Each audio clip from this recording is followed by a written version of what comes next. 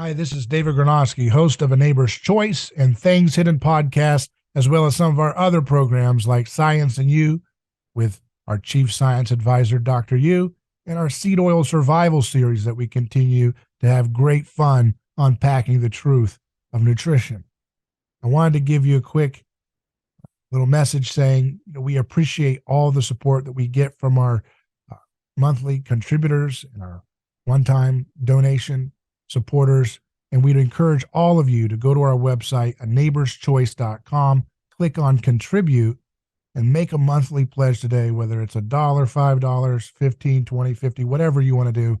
Doesn't matter. Just be a part of building this new media project that we've developed to empower and inform, to inspire, to kickstart a scientific renaissance, an anthropological breakthrough and reformation in the church. All these things are possible with your support right now. So make that commitment today and help us keep doing the productions that we have. Thank you.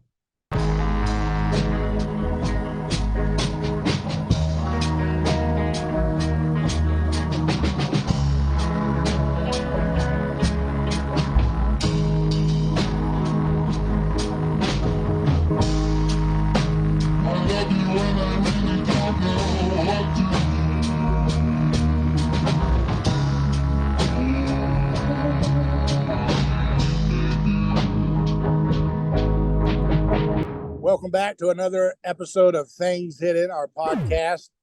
I'm David Gornoski, your host, and still outside of the studio. And so joining me, I'll be joining via audio only with our great friend, editor at a neighborschoice.com, writer at a neighborschoice.com, Sir Dasgupta. How you doing, sir? I'm doing fine, bro. And looks like you're still in the wilderness, huh? Yes. So let's continue right where we left off. We've got more current events. I saw this thread from Richard Hanania, I think is his name, Richard WrestleMania, whatever. And this gentleman is someone who he's kind of a tweener character on Twitter where he'll go left or right on the issues. You know, he's kind of a maverick little persona. And he's good at angering things on the left, tropes on the left and the right. He's got a thread that folks have been referencing recently about the effects of affirmative action and how they work when you entrench the worldview behind affirmative action programs. And so I just read some of this from this thread he posted a few weeks ago. Richard Hanania, why care about merit? What harm is there in affirmative action programs that reward the less qualified? Here's the story of Martin Luther King Jr., Drew Medical Center in Los Angeles, which operated from 1972 to 2007, or as patients called it, Killer King. The hospital was founded in 1972 in response to black riots of the late 1960s. Elites in LA, like elsewhere in the country, determined that racism was the cause of the pathologies in the black community. Therefore, they decided to open up a hospital to serve locals. And so each of these little tweets, he's got references to stories in the media. Officially, as a public institution, it couldn't be a black hospital, but most employees and administrators were black, and it was said to belong to the community. California schools practiced massive affirmative action at the time, and graduates would go work at King Drew. Problems appeared right away. In 1975, the LA Times reported on, quote, horror stories implying neglect and incompetence. Employees were said to be drunk on the job or drugs stolen from the hospital pharmacy. A letter from a nurse in 1977 gave it the moniker of Killer King. Nothing was done for decades. It took an LA Times report in 2004 to reveal how things had gotten. According to one accreditor, the hospital had problems of orders of magnitude that are substantially greater than almost all other hospitals in this country. King Drew spent $20.1 million on malpractice payouts from 1999 to 2004. Adjusting for the numbers of patients it saw, this was the worst figure of any hospital in the entire state of California. Patients would come in with minor medical issues and end up dead. Locals would run away from ambulances in order to not be brought to Killer King. Police officers had an understanding that if their colleagues were shot, they would not allow them to be taken there. Once a 9-year-old daughter of Guatemalan immigrants was hit by a car. She had minor scrapes and a few broken teeth, and her parents thought she would be out before long, but the girl wouldn't survive Killer King. First, they gave her enough sedative to sedate a grown man. Then they needed to hook her up to a ventilator, but the settings were wrong. She was starved of oxygen, and then, for unclear reasons, a doctor had her breathing tube removed. Staff failed to monitor her condition. The girl was soon brain dead and had to be taken off of life support. The family settled with the hospital for $195,000, and as of 2004, was planning to build an altar at her grave in Guatemala. In 1992, a sheriff's deputy was taken to the hospital with 4 gunshot wounds. Joking with nurses when he arrived, he was dead 2 days later. The surgeon had given him a lethal combination of heart drugs. In 94, a woman went to Killer King for a hysterectomy. She got a blood transfusion that had tested positive for AIDS, but nobody had bothered to check. The hospital tried to discourage a doctor from letting her know, but he did anyway. Community activists complained that King Drew didn't have enough funding. In fact, it got more funding per patient than the other 3 general hospitals in Los Angeles County. So there you go, folks. That goes to the heart of the matter. They always say if we just throw enough money at something, we can make differentiation eliminate magically. It just eliminates itself, right? You just throw money. No, this hospital had more funding per patient than the other 3 general hospitals in Los Angeles County. But because they were trying to forcibly engineer an outcome without merit being the driving principle of that which would determine someone's eligibility to be a doctor or administrator or staff, because they were trying to make a token shortcut to Christian universal, redemption or something like that, because they're trying to manufacture reality through some kind of tokenism, it creates an absolute disaster, something that will continue to sweep this country. Now, the Supreme Court recently ruled against affirmative action as it pertains to college admissions, but these laws go way deeper than that. And it's something that is really at the heart of what America needs to be united in repealing if we're going to have any kind of civilization. All this other stuff distracting us about, the nihilism, the Satanism rhetoric and award shows, all that stuff really is a distraction from this issue, which is an assault on excellence, an assault on competence, preying on Christian sensibility and concern for people who have been otherized or felt left out or felt less than, or some kind of feeling like that. And Christian sensibility has been hijacked by psychopathic politicians and bureaucracies to implement an assault on competence and excellence as the standard of society. But the article goes on to show where did the thread goes on to show where did that money go? Overpaid employees, many of which became famous for their creative disabilities. Between from April 1994 and April 2004, employees filed 122 chair fall claims. They spent $3.2 million on claims of employees falling out of chairs alone, okay? So that's the glory of affirmative action. You're going to spend $3.2 million helping employees fall out of chairs rather than saving people's lives like the little girl and others that were brutally left to die because of idiocy implemented as the standard of medical care. Once a cashier was getting married, her supervisor found out that she hadn't been asked to be a bridesmaid. That supervisor got mad, and the cashier said this gave her stress. Killer King Hospital paid the cashier $216,000 on that claim. And that's a heck of a payout, isn't it? A male nurse was tending to a semi-conscious patient having a leg operation.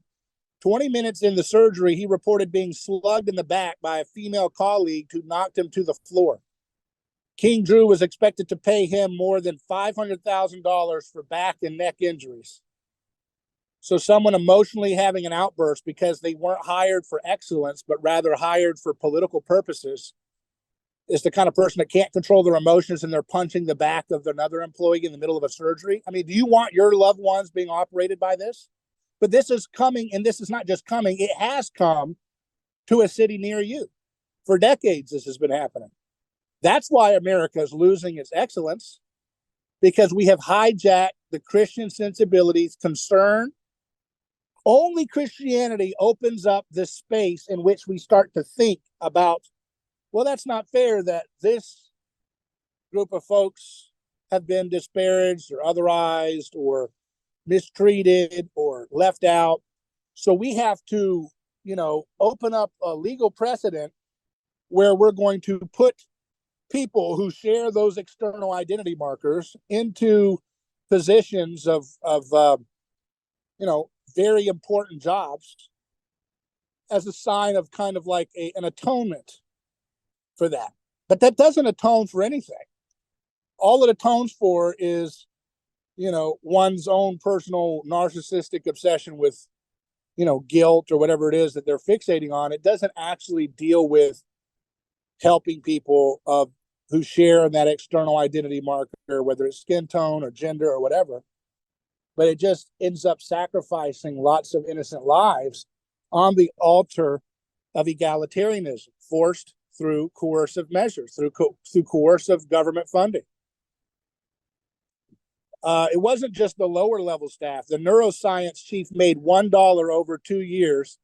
He appeared to do few surgeries, published a few papers, and got paid for times he wasn't at the hospital.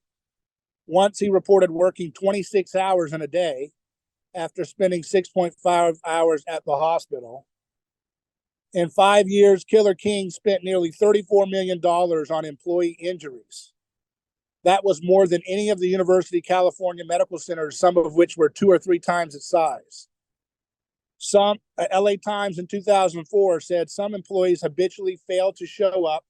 So this is back when you were allowed to report news without it being explicitly only for some kind of agenda to help the powerful. You could actually report on real news still, and in a newspaper like LA Times. Some employees habitually fail to show up, logging weeks, even months of unexcused absences each year. And those who do come to work often don't do their jobs, causing one consultant in 2002 to remark that they had retired in place.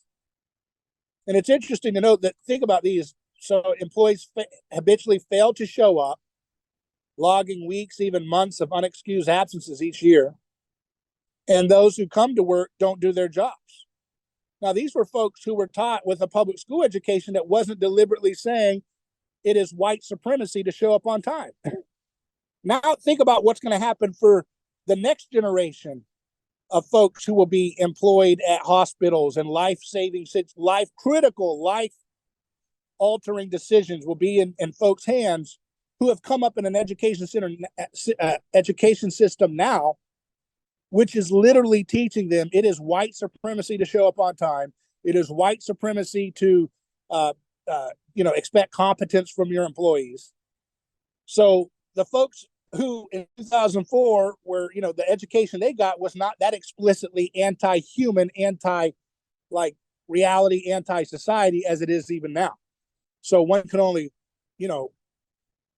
hope that God can save us from the disaster that our government is completely financing right now for the education of the young, as it's degenerated even worse than the folks that got the education who ended up in these positions in 2004. King Drew pays its ranking doctors lavishly. Some draw twice what their counterparts make at other public hospitals, often for doing less. See, that's another problem. We talk about where's the wealth, where's the money for the poor, but when you have so much political decisions determining who gets what money in today's, government, welfare and, egalitarian-based society in a law structure, then lots of that money goes to lavish paychecks for people who are not even doing anything that competent or that hard work. Physicians earned more than $250,000 in the last fiscal year, including their academic stipends. In the hallways of Killer King, employees would sell peanuts and bootleg DVDs. So imagine, sir, that you had a serious life-threatening car accident or something like that, and you get the misfortune of being in the closest area to Killer King. So you go in there and you're trying to get critical medical care, and instead of people taking care when you press the call button because you're in severe pain or you're having a bleeding issue and you need serious help, you've got employees out in the hallway selling peanuts and bootleg DVDs. Patients would sit in their hospital beds being ignored as hospital staff sat out in the hallways talking about the parties they'd been to and the movies they'd seen. Once a nurse ordered a janitor aide to mix up IV medication for a critically ill patient, something nobody would want their loved one to go through. According to civil service records, the janitor's aide job only required him to recognize a limited number of 2- and 3-syllable words. So a man who was hired, or her, whatever it was, who was hired on a job requirement that required them to know a limited number of 2- and 3-syllable words was brought in to mix up IV medication for a critically ill patient. This is an assault on everything Christianity was supposed to fight for, right? Which is like helping the least of these means actually having a pursuit of the truth. And a pursuit of the truth means actually having experience, skin in the game, and actually learning and knowing what you're doing as you try to help those who are critically ill. One resident, Warren Lemons, was fired when he couldn't get licensed in California. Later, he was found barricaded in a room with a deaf-mute patient. Lemons had baby oil and soft restraints. When he was later arrested for killing a man, police found videos of naked male patients. So this guy was going around like a serial rapist, going after this person who is deaf and mute. They can't speak. You know what I mean? Can't speak. And that's what they were paying for in the name of egalitarianism. That's what the government was paying for. To not have the kind of things in place to screen out, that kind of insanity and that kind of violent psychopathic behavior more effectively. A 28-year-old man died when the nurse who was supposed to be watching him had silenced the alarm in his vital signs monitor. Again, an entitlement mentality. I don't need to be messing with the vital signs monitor. I don't want to be bothered. I'm going to turn it silent while this man dies. That's my job, apparently, is what she thought. She also falsified his medical records, claiming he was in stable condition an hour after he had died. Why was nothing ever fixed? Remember, the hospital was called Killer King in 1977, and it lasted 40 more years after that until 2007. You won't be surprised to learn that community activists denounced those who tried to do anything as racist. When LA County met to discuss closing the trauma center, Maxine Waters organized a demonstration that included Jesse Jackson and grabbed the microphone as she took control of the meeting. Politicians were cowed into silence for decades. One influential activist warned against a Latino takeover of the hospital, called the head of the county health department the Grand Wizard, and referred to police as pigs. Over time, this is an interesting point here. Over time, the surrounding community became more Hispanic, many of them illegal immigrants. They were generally unwilling to assert themselves. Some already expected hospitals to do things like operate on the wrong leg, so they didn't see anything surprising at King Drew. Now, that's sad to me, right? Because it shows you kind of what's going on here as they continue to use oligarchic billionaire resources to artificially flood the United States of America with millions of people from very poor countries. Those folks come in with lower expectations. So as the United States government continues its war on competence, on merit, on actual achievement being the measure of how you have a job in this country, they flood millions more as the new customers who are like, oh yeah, operating on the wrong leg, selling peanuts and DVDs instead of taking care of the patient. That's about what I expected back home from the country that was completely predated and destroyed of its infrastructure for decades and decades and decades. So yeah, I mean, this is about what I would expect. So it shows you that the folks that are in charge, the psychopaths that are involved with maintaining these disgusting assaults on excellence, they don't care about the American people. And they use emotions. They hijack the emotions of people who are Christian in their aesthetic and sensibility, whether they're metaphysically, whether they're interested in the metaphysics of Christianity and in the religion of Christianity, they're at least very bathed in the aesthetic and ethics of Christianity, and they hijack that sensibility to hook up their friends, because you better believe it that Maxine Waters and others had friends that were making money off of that hospital and the money they were able to get from the taxpayers. They were getting, they liked that and they wanted to keep that going, and they didn't care about the little girl who dies or the deaf mute patient who was assaulted by the creep who would have been fired in a competent system. They didn't care about that. And that's why it's important for us to remember how victimism is the playbook by which psychopaths that are predating on the American people and pillaging them and pillaging the integrity of healthcare right in front of our eyes. The way they do it is by gaslighting the American people into believing that they are a bad person. Again, subconsciously picked up from the standard of Christianity as to what is good and bad if they resist the pillaging. Okay? Contrast that with the era of medicine that was still allowed to exist when Dr. Ron Paul was an OBGYN, right? And he would treat patients for free sometimes if they couldn't afford it. And he did a good job because he actually was hired because of his competence. He wasn't hired for some kind of tokenism or to make a political statement or to help out with some grift or, guilt-based scam. He was hired because he actually was really good at what he did.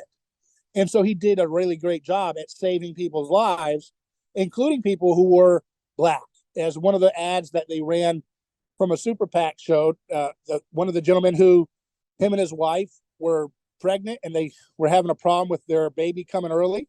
And Ron Paul worked on him in a time in which there was a lot of racial bias and, antagonism in the area in which they were at. And he didn't ask any questions. He didn't blame it. He didn't say anything ugly or treated him just first class and didn't charge him a dime, because that's what true Christian medical care looks like.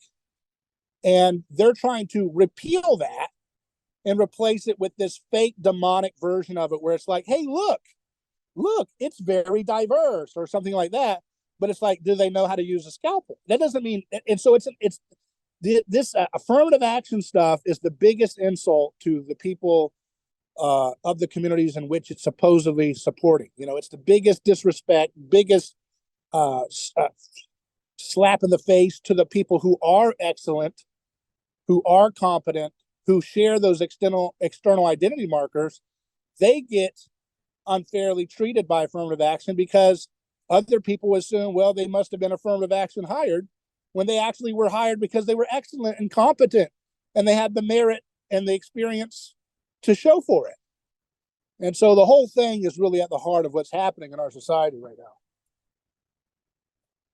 Yeah, I mean, I just came to a story that I want to share with you, but before that, I have some questions. So this story of that 40 years that they were doing these malpractices at this institution, is it a problem that lies at the root of the foundation itself, or is it more like how is this how the medical uh, institution is being operated? So there are like two types of people. One who comes at this through an anarchist kind of approach that says that this is more to do with how kind of an Ivan Illich kind of approach, which says this is more to do with how we have sort of this set up the system of medicine where we are treating patients without any, personal one-to-one attachment, that kind of a perspective, or we are just treating patients as it's kind of like our duty, just to get the job done and over with. So where does the problem lie in your opinion? Is it at the institution level? Is it the founding of the institution, of the hospital and all of that? Or is it more like how we go about uh, doing that certain thing? No, you have it's not the foundation of the hospital or the institution of a hospital. What's happening is that's the reflection of the dominant culture, religion, victimism. Victimism is about using political decision making to as your main priority of who is taking care of and who is helping things like uh, medical care. So that's the issue. It's not about that hospital. A hospital is just a reflection of the general religion that has become more and more brazen, more and more hardcore in its assault on merit.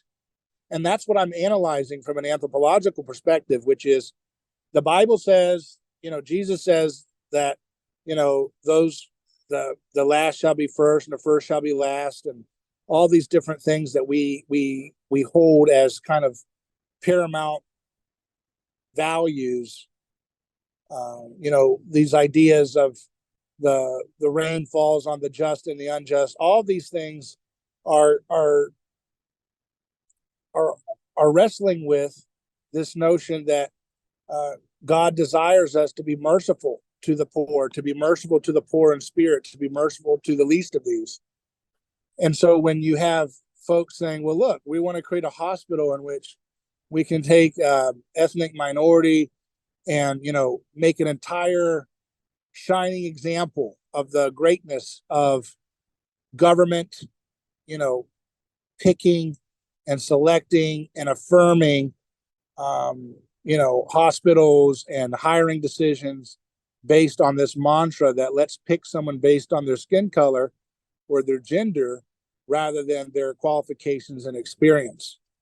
And when you have a society that's drunk on guilt, drunk on shame, and wanting to shift it abroad to somebody else, it's going to result in an institution where people are hired because of their skin color, not their character, not their uh, competence, not their experience level.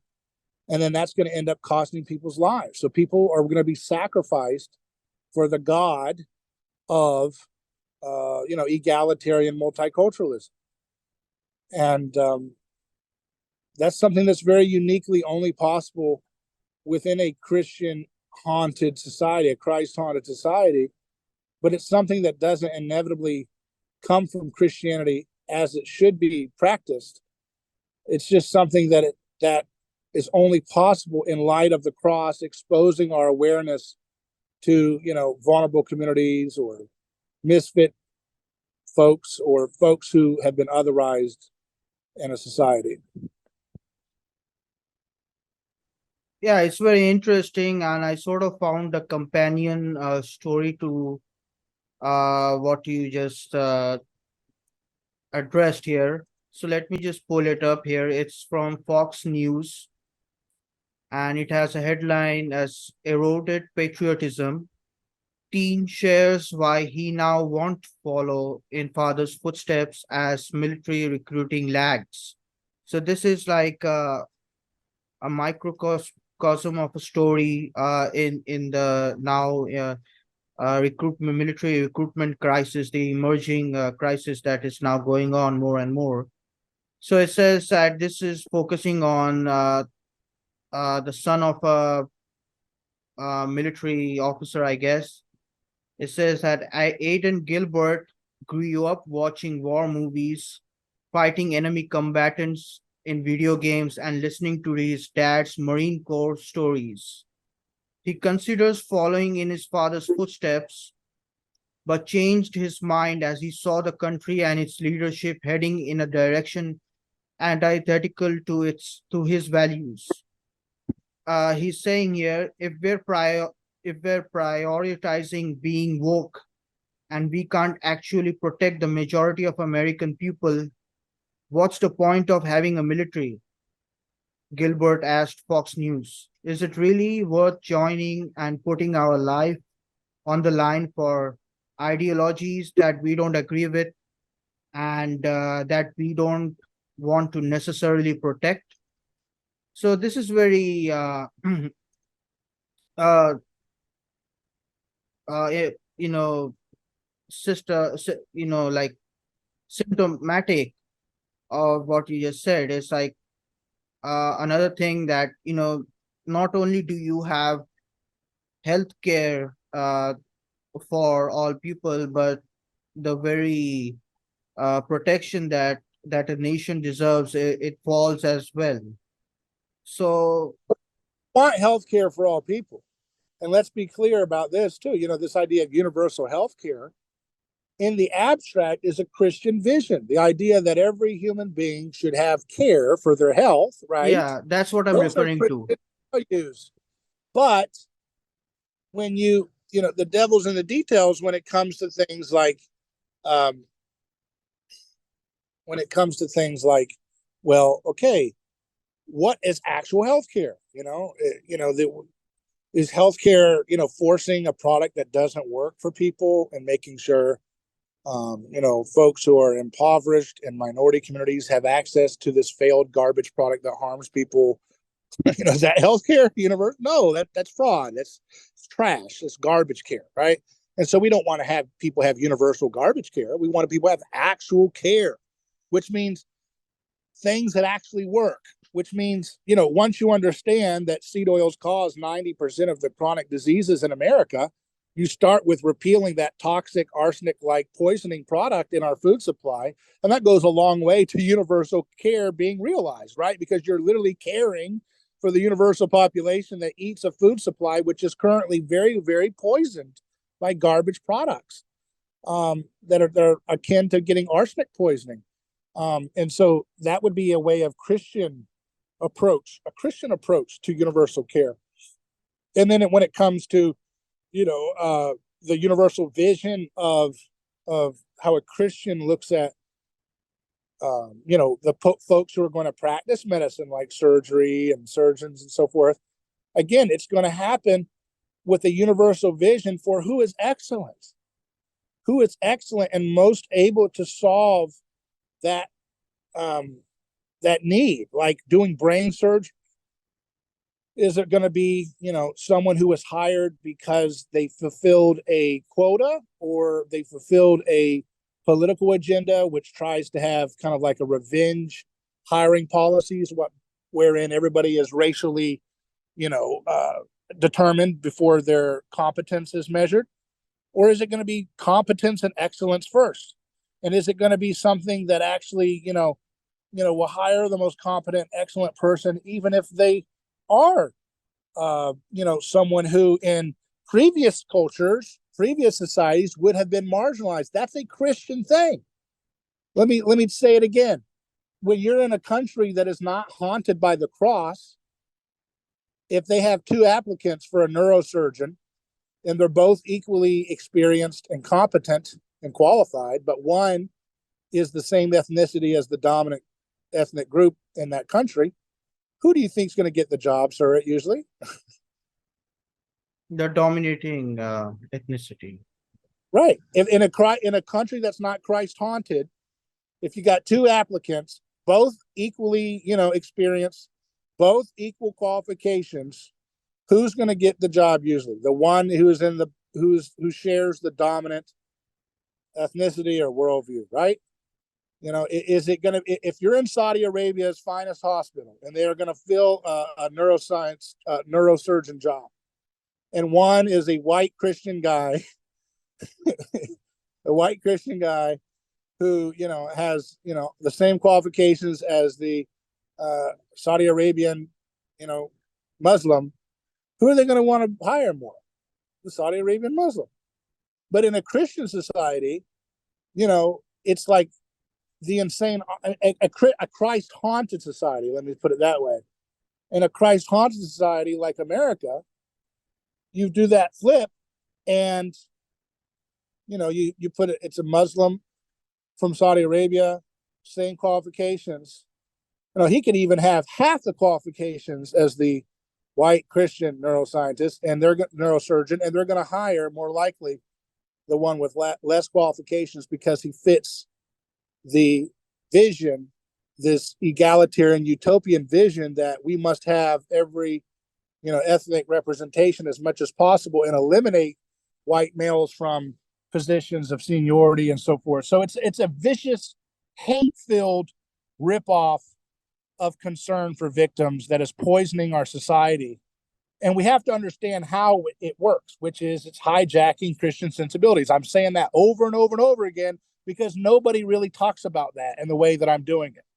I don't hear anybody talking about it in current, cultural commentary.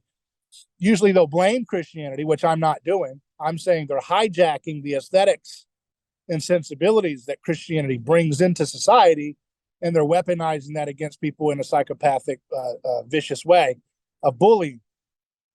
And like you said, with the whole story of the soldier, yes, you're going to continue to see that decline too, where people are going to say, "Wait a second, what are we fighting for? Are we fighting for some kind of vicious, revolutionary ideology that demands, subservience and wants to dominate over all other worldviews through trickery or coercion or subjugation or bombs or sanctions?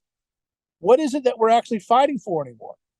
And so the military recruitment is starting to drop off because people are realizing that people are fighting for an ideology that doesn't like them, that doesn't care about them, that wants to otherize them and dehumanize them if they affirm the gender they were born with. That wants to otherize and dehumanize them if they vote for the wrong candidate that they've used as the new target for, surveillance state measures and otherization campaigns. See, all totalitarian societies understand mimetic theory better than the average Joe. That's why we're trying to help the average Joe understand mimetic theory. Totalitarian societies at the top understand, whether they read Renee's Art or not, they intuitively understand how scapegoat mechanism works. And they know that they have to gin up and get people whipped up into resentment against an effective scapegoat that the rest of the society can be bound together in mutually hating and penalizing and blaming and scapegoating for everything. And so folks who typically served in the military are starting to realize, wait a second, if my masculinity is considered to be toxic, then why do I need to go die for a country when that's their highest value they want to spread by force around the world? I don't want to do it. It used to be they had mythologies that folks could buy into more, but because of the decentralized media environment that, internet, high-speed internet, smartphones, and so forth is creating, people are starting to see alternative narratives that pierce the veil of this kind of unanimous, this perceived unanimous consensus about, well, this type of thing is toxic masculinity and this is good. It is good to be promiscuous. It is shameful and evil to resist that. It is good to be, dressed in sloppy, promiscuous dress. And it is evil to say any of that should be rethought. That kind of fabricated unanimity was possible when there was more limited media avenues of understanding. But the internet is accelerating the decline of that. With regards to affirmative action and all of these things that seek to quote unquote empower minorities, I would argue that it does more to increase division. It does more to increase resentment than Right. empower. And it made me remind of this brilliant observation by famous economist Thomas Sowell, who said who actually cited affirmative action in that the government in India enforced after getting independence. And this like the Indian government, he said, and this is very accurate, I can attest to that. He said that the Indian government had uh, engineered a system of reserve quotas. Like you reserve a quota, a percent in the workforce for for those who are coming from the lower castes, right? And the justification for that was that these people who actually did go through a lot of suffering and persecution. But what it really did was, one, it like you uh, very accurately illustrated, is that it delivered a blow to a thing called merit, where the qualified person does not get the job, the least qualified person gets the job. And number two, increased resentment from the upper caste people who thought that the lower caste people were hogging all the jobs. So this creates a kind of cultural disharmony, in whatever nation it's enforced in, it whatever nation it's in state, it's it's enforced in. And it sorts of just creates chaos all around. And now there's a big debate going on in India of it's going on and on for years now of is this really something that we want to continue with? Like how many generations do we have to you know uplift? How many generations of lower caste people do we have to uplift by these legislations? Like who's going to be the arbitrator of that? So yeah, I think, and coming back to that military story, the recruitment crisis, this now you have Biden announcing that he's going to activate 3,000 reserve troops for deployment to Europe. So this is in light of the conflict that's going on in Ukraine, and like you mentioned, the war in Ukraine has a lot to do with this woke ideology.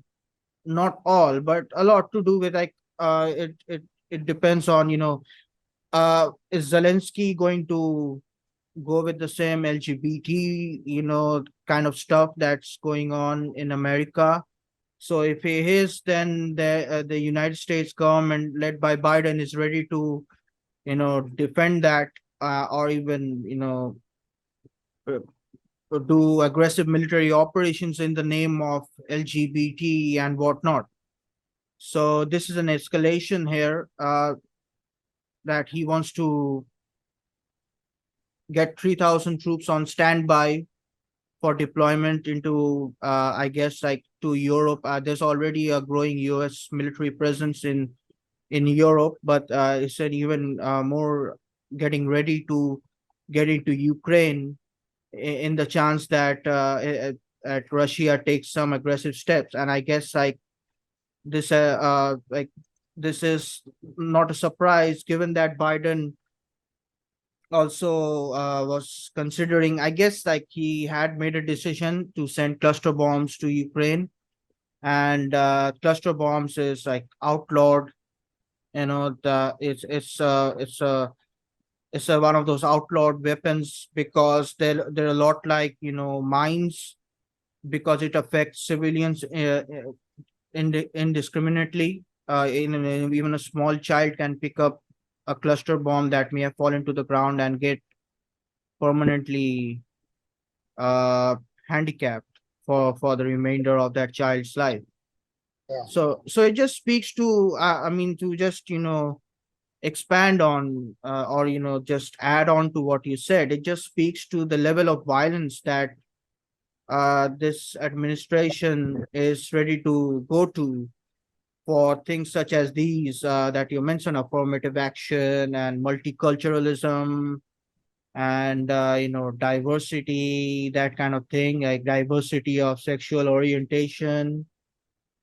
So what does it And it won't say? Like stop. why? It won't stop. It won't stop. It will not stop. You have to understand this, is that this is an effect of the haunting of the cross, in that it's going to continually create hyper competition, hyper obsessive identity competition, hyper guilt, hyper shame, and ultimately, it's going to result in more and more explosions of violence that will fail to create any semblance of a resolution or any meaning. So what you see today about, we are fighting for, the right to determine your gender, is just a nation doubling down on the delusion of the self, that the self is determinative of your reality. And so many folks in religious circles, conservative circles, traditionalist circles, are very lost in the delusion of the self too. And that stops their ability to have self-awareness about how much they think of God as actually a projection of their own self, right? You know what I mean? And so, that allows their ego to be left un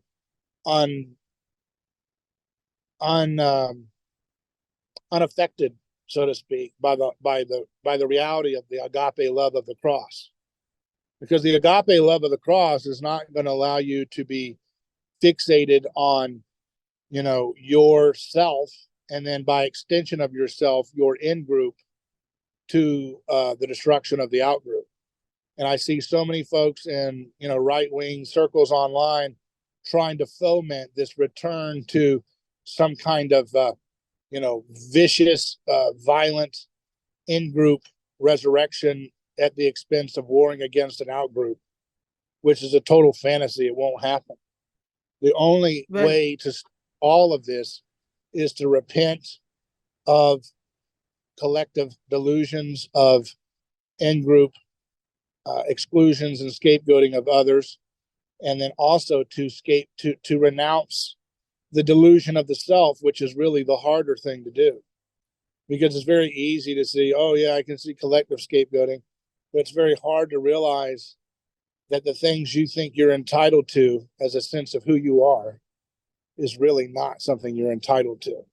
And the things that you desire, that you think will make you satisfied and complete or holy or good, are not really things that you truly desire, but things that you have contagiously been swept up in by the spirit of the crowd in which you are enthralled, that you don't want to admit you are enthralled to. well, I mean, one thing that I picked up from looking at these things, uh, from the story you just went through, the Killer King story, and this diversity thing that's creeping into the military and all of that, is that basically, like, we're doing what a proper Girardian would seek to do, is to unearth the violence, the hidden violence in all of these things. And a lot of I guess a lot of people who consider themselves anti-woke do not see the the big elephant in the room, which is the issue of coercion and ultimately violence. Right. So that's why I guess, like, what you just mentioned, the new right would rather seek to co-opt that violent uh, machinery and use it for their own means, rather than addressing the very anti-Christian problem of violence. And this Yeah. is, I guess, like the whole one of the biggest aspects of the crucifixion, is that when Jesus was put up on the cross, prior to that, in the Garden of Gethsemane, he forbade the apostle Peter to use force and resist Jesus' arrest, right? And I guess this is like put that these kind of things, the new right puts aside and says, like, okay, now you're not being practical. and that violence is part of a practical,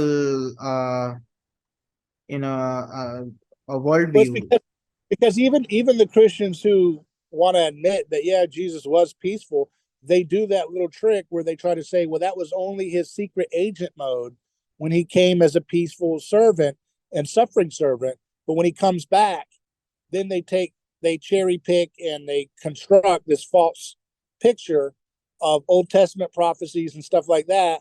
That they try to say, well, Jesus is going to come back as a vicious macho man, Randy Savage, with a big elbow drop from the top rope of heaven onto all of his opponents. And you're like, okay, but you still missed the point. And so that's their way of trying to, because they'll say, well, yeah. The people of Jesus's time, they didn't see him for who he truly was as the Messiah because they were expecting the violent Messiah. And you're like, okay, yeah, you're coming on the right track. Keep going. And then they say, but that violent Messiah is what Jesus will do when he comes back the second time. You're like, oh man, you were so close. But you're doing the same thing as the people who rejected Jesus the first time. But that's their way, that's their coping mechanism, you see? That's their coping mechanism. That's how they get away with being a jerk as a boss, or mean as a leader in their own life, or mean as a friend, or selfish, or fear driven, or temper tantrums, or envious of others, right? Or self-absorbed, right? Or lazy in their walk with following the agape path of love and self-emptying. That's how they justify it, is because they say, well, Jesus is going to come back with an elbow drop from the top at the second coming. And so basically, it's pathetic what they're really doing is because they're getting the critics of Jesus off the hook. They're basically saying, well, they got it wrong because they just on a technicality, they just technically, it was a technicality. They just accidentally read the prophecies wrong. And they didn't realize that he was going to come the first time as a real sweet, nonviolent guy. And then the second time he was going to come exactly as they expected. So it's like, it wasn't a grievous issue like Jesus makes it. When Jesus is engaging him, he's saying, if you've seen me, you've seen the Father. He didn't say, if you've seen my witness, you've seen one little ninja mode that I'm going to do. And then the next time I come back, I'm going to show you who my Father really is. And I'm going to drop an elbow drop from the top rope onto all my opponents and break their backs. He didn't say that. But that's what they see, right? That's how they see it. So they can justify torture. They can justify their regulations that protect their business. They can justify charging exorbitant rents to the homes that they rent out to the poor. They can justify kicking someone out of their house and booting them out with their kids out of the house because they were behind 2 months in rent or something like that. They can justify acting like a jerk, not agape love. Agape love is self-emptying love. Agape love is messy love. Agape love crashes through all the boundaries. But what happens is, because nobody wants to practice agape love, we get this fake ripoff, cheap imitation of it called victimism, woke, political correctness, whatever. We call it victimism. And that is the cheap ripoff we get that violently resists boundaries as a way of trying to create its own boundary of the new sacred, right? And so, because the Christians and the traditionalists don't practice agape love, they practice Pharisee safe love, self-righteous in-group love, right? Where, it's not just Christianity that makes us great, it's our ethnicity. Okay, when you do that, you're not trusting in Christ. You're not trusting in Christ, you're trusting in the gods of your ancestors. And so they're afraid to trust in Christ all the way because they're caught in a dialectic of fear where they're afraid that if they start doing the agape love thing, they might get mushy and end up like a wokester, or end up getting suckered into a woke scam. See, but Well, yeah. I don't, yeah, Mhm. I don't think that agape love means it's a paradox. I understand that because I don't think agape love means that you have to throw away all boundaries in a radical, violent overthrow. Like I don't think that means you should just say, everybody flood into the border. We're not having any checks. Anybody come and go as you please. That's not agape love. Agape love still has to have concern for, extensions of the human self, like in the sense of, if you wouldn't say like it's agape love to say, okay, I have my house. We're going to get rid of all the doors, all the locks, all the boundaries. Anybody can lay in my bed with with me, come and go. That's not agape love, right? So you see what I mean? That's we don't want to go to this perverse thing where you try to like radicalize this attack on differentiation. Well, And there's one thing I would like you to consider. So of course, like this victimism is a result of wrestling with what you say is the Christ haunting of a society.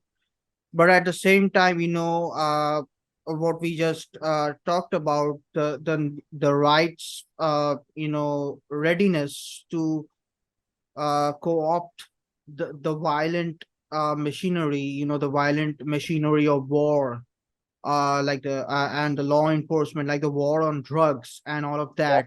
I think that kind of helps the left go into this crazy, path of of course, provocation. And the good example I can give on that is the sexual revolution of the 60s is largely a result of the fatherlessness of that generation, because a lot of people died in the war. A lot of Americans, a lot of Russians, whichever country you want to look at.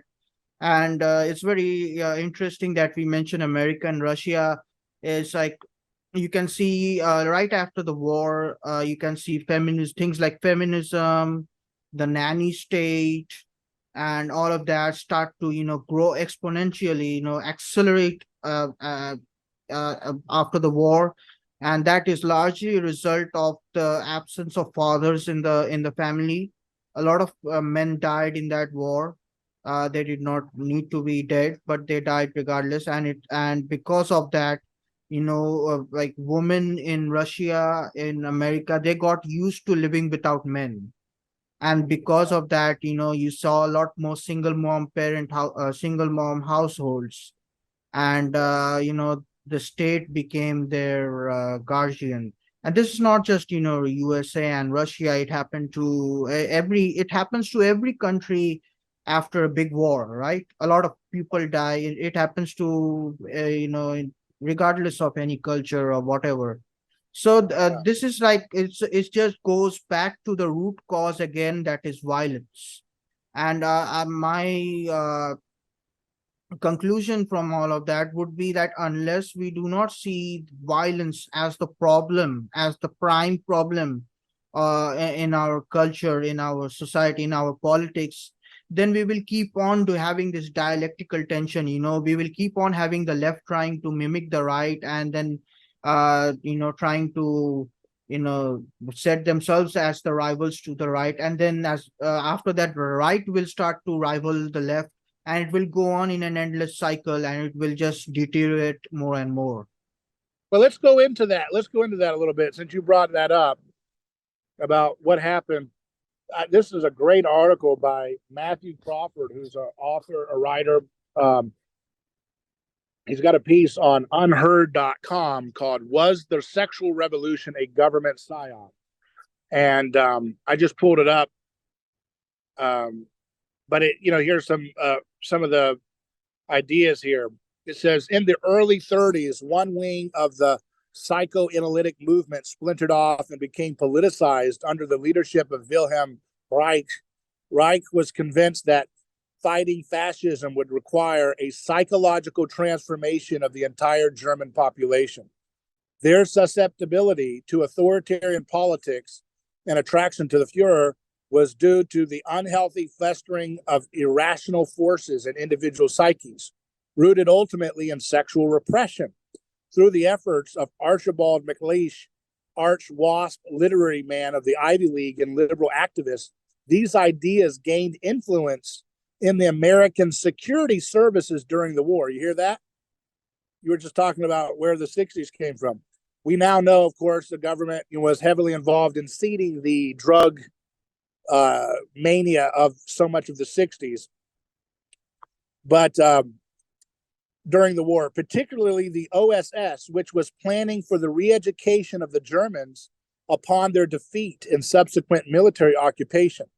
And in fact, the US-led Allied High Commission took up this project of Freudian political therapy and its rule over the defeated Germans, which lasted until 1955. To put the matter crudely, the Germans were going to have to start masturbating more. More seriously, the working class family, with its sharply distinguished sex roles, an ideal of a strong father, was found to be at the root of the political problem. Reich called himself a Freudo-Marxist. The term announced a political program that would require nothing less than a moral revolution, working at the deepest level of the individual. For society is not only unjust, it is sick. His project might reasonably be compared with that of Rousseau, whose popular works of sentimental re-education supplied, however wittingly, the emotional idiom of the French Revolution and the character ideal its enthusiasts sought to realize through that cataclysm. So he goes on to talk about Reich's political therapy required nothing less than the dissolution of the superego, that sham social surface and impediment to the instincts, which are taken to be pure and good. Here, too, we see an echo of the French revolutionist Rousseau-inspired cult of sincerity or self-exposure. Let it all out. The public tyranny of capitalist domination and the private tyranny of conscience form a circle of mutual support on Reich's view. Revolution cannot succeed unless it works ruthlessly on the psychological level. Indeed, revolution carried out on the level of economy and politics alone leads to bourgeois defense reactions, the most disastrous of which is fascism. That's why, so that's what we've been undergoing all this time, is the effects of this psychoanalytic attempt to, basically reshape the conscience of the American middle class. It goes on to say, it is in the family that repressive authority is incubated and reproduced. Someone less invested in moral revolution may object that it is in the family that our faculties of moral perception develop, a gradual training of the affections whereby the child begins to apprehend an objective order of good. If all goes well, he comes to prefer virtue over vice through the mediating guidance and concern, the authority of his parents. Reich would entirely agree, but with an opposite thrust. That is, he agrees that the moral sense is a product of authority, but insists that authority can only be repressive, never generative. Sounds like, Satan's position, right? That's Satanism, by the way. People are asking me, Satanism? That's Satanism. Authority can only be repressive, never generative. It is always exercised self-interestedly, never generously for the good of another. Morality is the very thing that needs to be liquidated in the revolution. As Philip Reich put Reich's point, quote, a revolution must sweep out the family and its ruler, the father, no less cleanly than the old political gangs and their leaders. The destruction then of the ancient mystique of fatherhood defines the revolutionary task. That is the edifice by which the entire pop culture of America has been founded on ever since these psychoanalytic theories came to dominate. You said, it was OSS, the CIA too. Herbert Marcuse, critical theorist, founder, worked for OSS. He was an academician. All those folks were playing around with this stuff. They hated the father figure. It was a revolutionary assault on the father figure that has so inculcated itself religiously into our imagination that every advertisement to this day, treats the father. It's a trope now. We all know it. It's like tired to even say it. All father figures are depicted as foolish, idiots, dumb. So why is this? He says, Matthew Crawford says, all this may be interesting as a nugget in history of ideas, but does it have any relevance to today's political sexual landscape? Reich wasn't just one more radical crank, fascinating to intellectuals, but of little consequence. In fact, he was part of a larger intellectual movement that gained a substantial institutional footing in the United States in the decades immediately after Second World War. One such institutional perch, so you mentioned the military, right? This is how far back this whole idea, recently they had this thing where the Republicans voted to not remove the woke indoctrination stuff at the military. Remember that they failed to remove it. But these woke things have been happening for a long time. Here it goes. Here's your evidence of where this woke stuff starts. This is World War II. One such institutional perch for Freudian ideas was the army. The scale and intensity of the violence in the Second World War are difficult for us to comprehend today. It was a war in which the civilian populations of entire cities were incinerated in a matter of hours. For B-17 bomber crews in the European theater, the odds of surviving a complete tour of 25 missions was about 50% in 1943. We should not be surprised that of those American soldiers removed from service before completing their tours, approximately half were deemed unfit for psychiatric reasons. Sustained abject terror will do that to a man. Of those who completed their tours of duty, many were deeply troubled. So here's, as a Christian, we would say that's a good sign that their conscience was troubled, right? But when we're dealing with government, we're not dealing with the domain of Christianity. We're dealing with the domain of Satan. So here's what they did. Immediately after the War Department undertook a study to determine the causes of psychiatric breakdown in American soldiers, using interviews to probe their minds. They, according to Adam Curtis's BBC documentary, The Century of the Self, the study was conducted under the guidance of refugee psychoanalysts from Central Europe. The focus of these interviews, however, was not the soldiers' wartime experiences, but their childhoods. The stress of combat had merely triggered buried memories. And what were the findings of the study? The problems of these broken soldiers were due not to violence. This is important, right? Because this goes back to what you were talking about, is that the whole discourse of left versus right is always obscuring the issue of violence, right? So here's how this happens. These psychoanalysts, they'd said that the problem of these broken soldiers were due not to violence, but to the repression of violence and of sexuality, typical of family life. Small town life in the middle of America, it turned out, was a breeding ground of precisely those unhealthy character traits that under the right conditions give rise to fascist movements. One Martin Bergman, U.S. Army psychoanalyst from 1943 to 1945, speaks into the camera in a thick accent, recounting the train trip he took from the East Coast to the West Coast of his newly adopted country and his fascination with what goes on in all these little towns. His work gave him a privileged tour into the inner soul of America. What he found is that, quote, the ratio between the irrational and the rational in America is very much in favor of the irrational. It is a much more problematic country than you would think, given its cheerful self-image. The problem with Americans was that they were latent Nazis. Presumably this came, remember, they're calling everybody a Nazi to this day. You see? So when we say we're in the post-World War II world order, we're literally saying that truth. That everything that we're talking about today was sown in this World War II thing that we're now, as the grandchildren of, dealing with the consequences culturally, working out who's good and who's bad in these frameworks that they put down in this world order. But going back to the story, presumably this came as a surprise to those soldiers who had lately placed their young bodies in the service of a national effort to defeat the Nazi regime.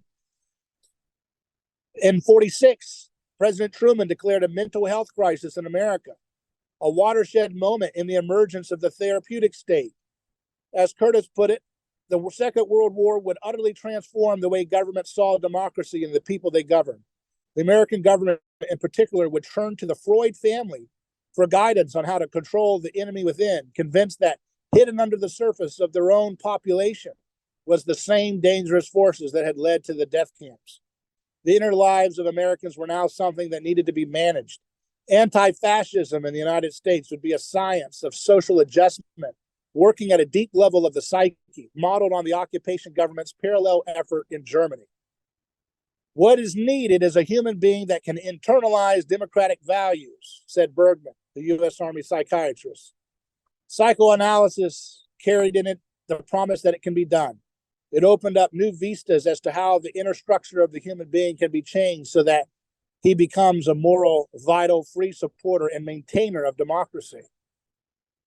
One must pause whenever the word democracy is used in such utterances. In fact, the central premise of mid-century social management was precisely that the free contest of responsible citizens in democratic politics does not reliably produce a properly democratic personality, changing the inner structure of the human being so he becomes a reliable supporter of a political program, creating a new man, was supposed to be the hallmark of totalitarianism, but evidently appeared necessary to some significant part of the American political establishment.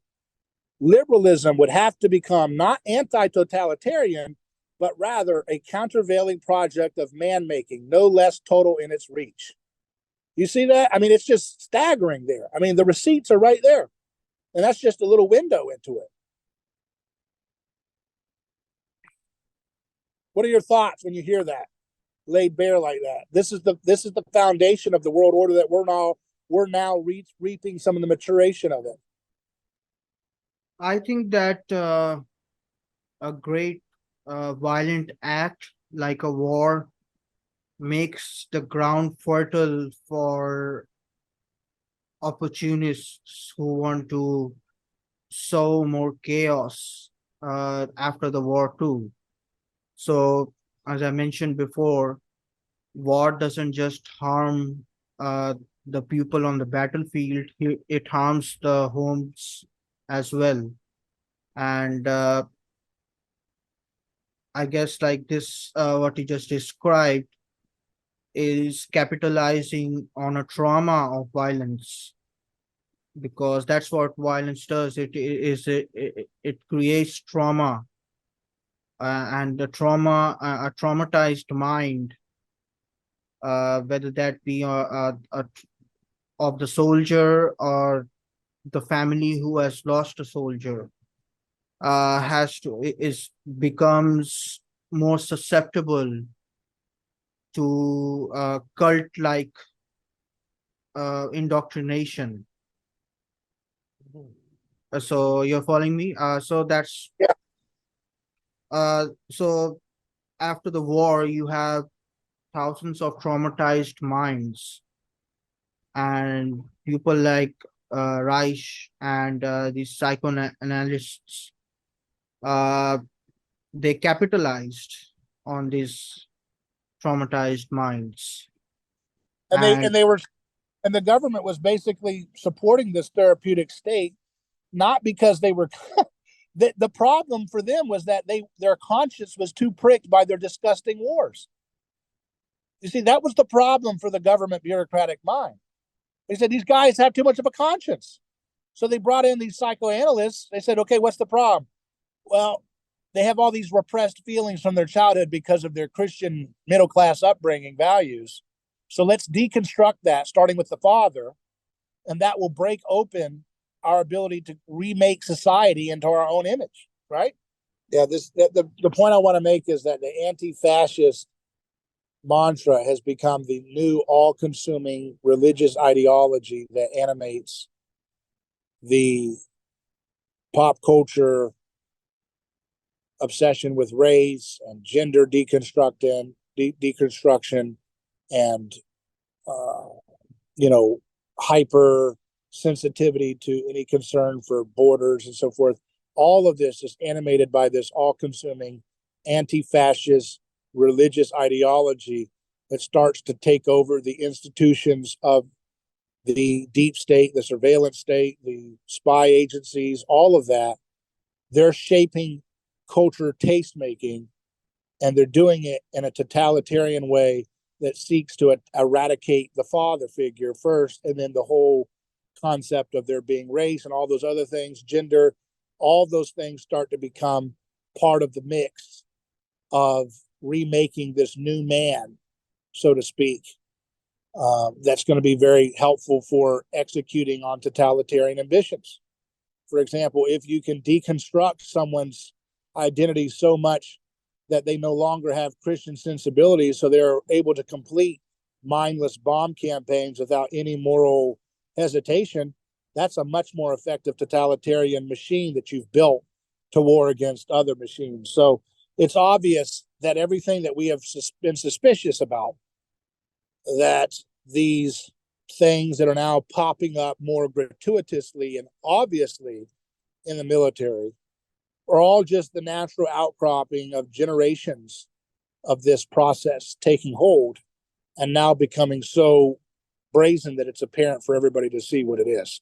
So this didn't happen in a few years ago. This didn't happen with Trump. This didn't happen with Obama. We're talking about World War II. And even before then, these forces were shaping, and they have done a number on the psyche of America, replacing the church as the foundation of where you would go to get yourself examined under the authority of the biblical revelation. Now you're supposed to go to the therapeutic state, and the therapeutic state is now going to, be doing things that are going to be in the name of egalitarianism and the worship of the self and the continual undifferentiation that goes along with that. So this is all understandable from an anthropological perspective, as we always like to share with you with current events on this program. I appreciate your time. And if you want to email us, you can do so at hello@aneighborschoice.com. That's hello@aneighborschoice.com. Thanks, sir.